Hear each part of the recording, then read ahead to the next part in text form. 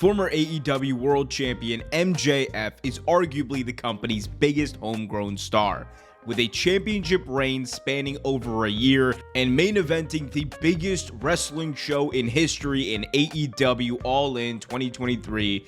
MJF has a list of accomplishments that would likely make him a first ballot Hall of Famer in this sport.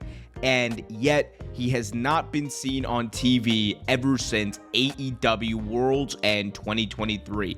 One of the main reasons for that, obviously, was the fact that he was dealing with a few nagging injuries, the main one being a torn shoulder labrum that he suffered in a match at Full Gear last year against Jay White. Combine that with a plethora of other injuries that Max was dealing with throughout his title reign, you get a recipe for someone who needed to take time away to heal his body. But not only is MJF kind of healing himself physically, but I also think in a way, he's kind of healing his persona. The last few months of Max's title reign were very polarizing. There were a large contingent of fans who loved the stuff with Adam Cole, who loved how goofy, silly, and honestly heartwarming a lot of that stuff was. But then you also had people who didn't take to it.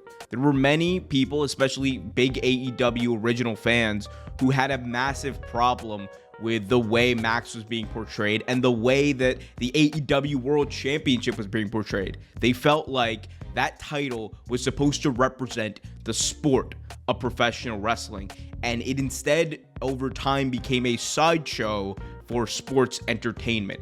Now, personally, I don't buy into that idea. I think for most of Max's title reign, that title was well represented by him, and well represented more so by the stories that he was in.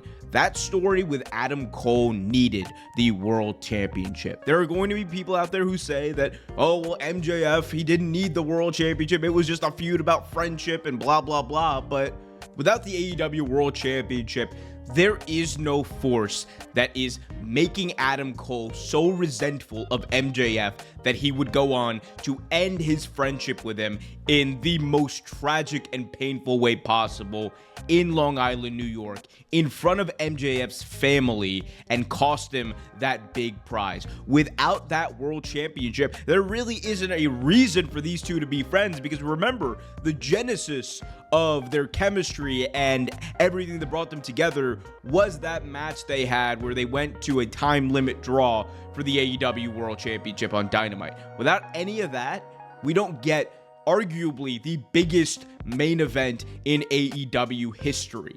And again, people are going to have a problem with it, but you can't fight reality. The reality is, on the biggest show that AEW's ever had, MJF and that story were the main event, and they were what people came to see. Even while Adam Cole was injured, MJF was carrying that show.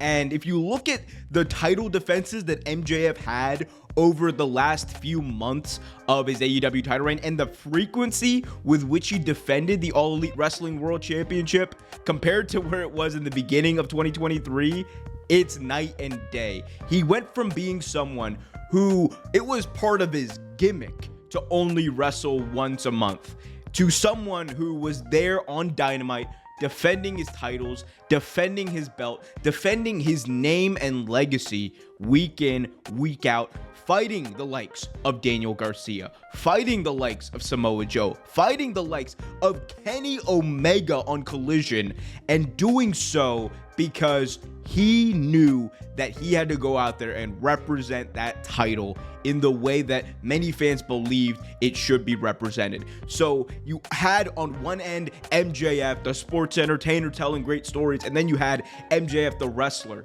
So in a lot of ways, this was the perfect melding of the two things that have made Maxwell Jacob Friedman so great during his time in AEW. And ever since he's been off TV, we have been seeing ratings for AEW dwindle down. Recently, ratings were as low as 674,000 viewers for Dynamite, which is almost a record low. You have to go back to the year 2021 to see that low of a number for AEW Dynamite. And I think a large part of that is due to the absence of MJF. And I think you could make an argument that MJF, whether you like him or hate him, is AEW's best talent. From an in-ring standpoint, he is one of the best wrestlers in the world. Many people like to forget that fact, but he always ends up reminding them whenever a pay-per-view comes around that he is that damn good in the ring. On the mic, there's no question about it. He is the best promo that AEW has. And when it comes to storytelling, I think he's proven through his feuds with Punk, Bryan, Adam Cole, and Samoa Joe that MJF is AEW's best storyteller. This is not a flash in the pan. This is not just another really good wrestler. This is the guy. For AEW, he is one of their flagships. Forget being a pillar. MJF is the entire house.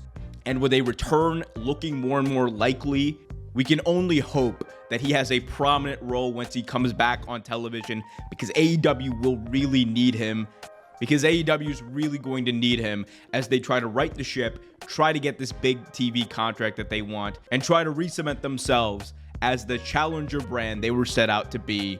And it has to be behind the flagship, MJF.